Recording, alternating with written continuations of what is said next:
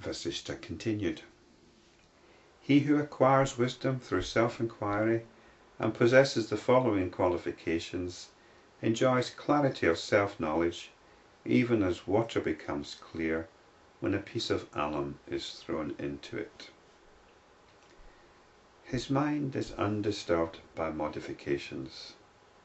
His being has been transmuted. Having attained what is worth attainment, namely self-knowledge, he has abandoned the very notion of objectivity." And as we found out in the previous chapter, objectivity here means notions of objects. Believe in that. There's an inert world out there filled with objects. That's objectivity. So his mind is undisturbed by modifications. There's all sorts of things going on, and we generally have ideas about what's going on, and we respond or feel accordingly. These are modifications. But if you've got self-knowledge, you see what's going on. You're not getting caught up in it. You're not having your attention hijacked willy-nilly by all these notions about what's going on.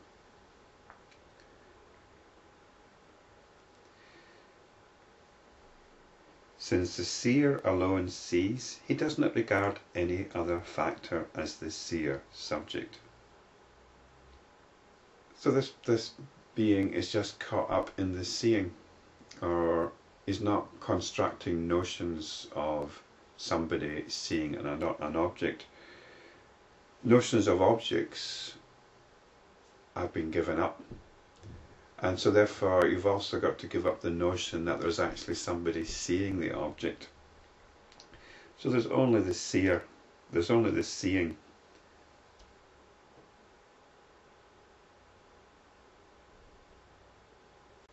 There's only the seeing, and we don't get caught up in any notions of a seer. He is fully awake in the same supreme truth, hence he is totally asleep, as it were, in the world appearance. It's like somebody in deep sleep. No matter what you do, you shout or crash some cymbals or nudge them, they're totally out of it. His dispassion being pervasive, he is disinterested in pleasure and its opposite. He's not ruled by cravings for pleasure. His cravings have ceased, even as the restlessness of rivers ceases on their entering the ocean. That's a nice simile. He has cut the net of world appearance, even as a mouse cuts the snare. It is only when the mind has become devoid of all attachment, when it is not swayed by the pairs of opposite, when it is not attracted by objects, and when it is totally independent of all supports, that it is freed from the cage of delusion. Totally independent of all supports. Well, it's not attached by objects, so the supports here must be supports to notions of personal identity. All the time we're trying to fuel up notions of who we are or what we are.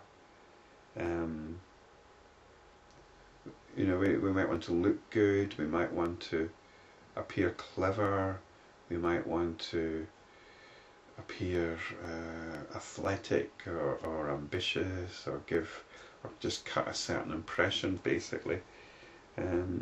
But ideally we don't need any of that.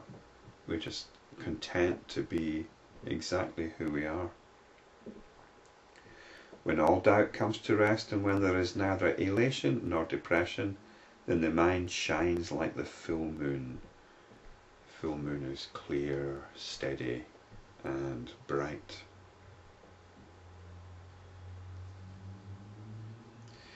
And it's interesting here, there's no talk of bliss. Very often we find out that you're supposed to be getting a lot of bliss at this point. But here, there's neither elation nor depression. And what we're talking about here is equanimity. Equanimity is often seen as the summa bona, the highest good, the great, the highest condition of spirituality. When the impurities of the mind have ceased to be, there arise in the heart all the auspicious qualities, and there is equal vision everywhere.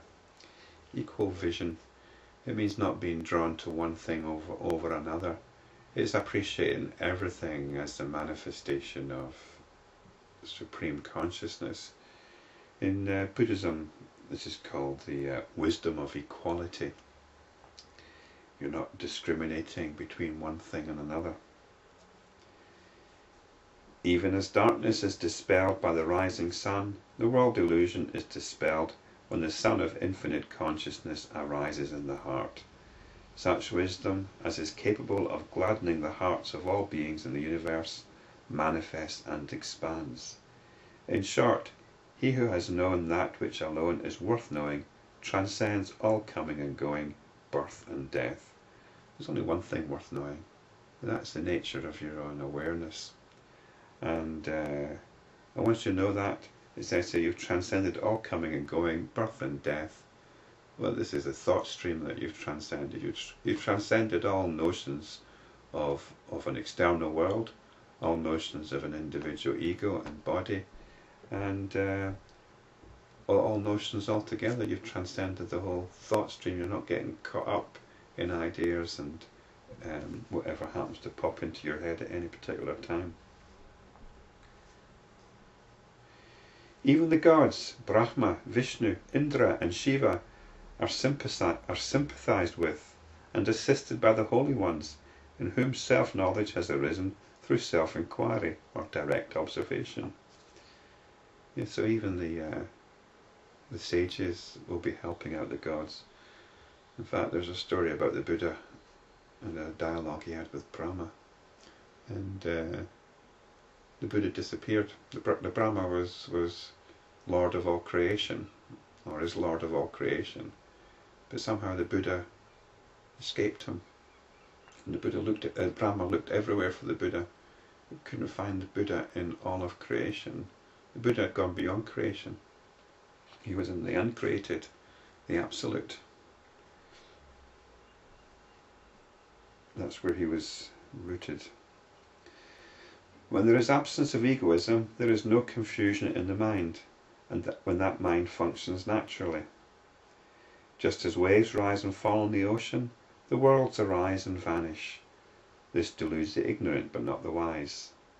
The space in a pot does not come into being when the pot is brought in, nor is it destroyed when the pot is broken. He who knows that such is the relationship between his body pot and the self space is not influenced by praise and censure.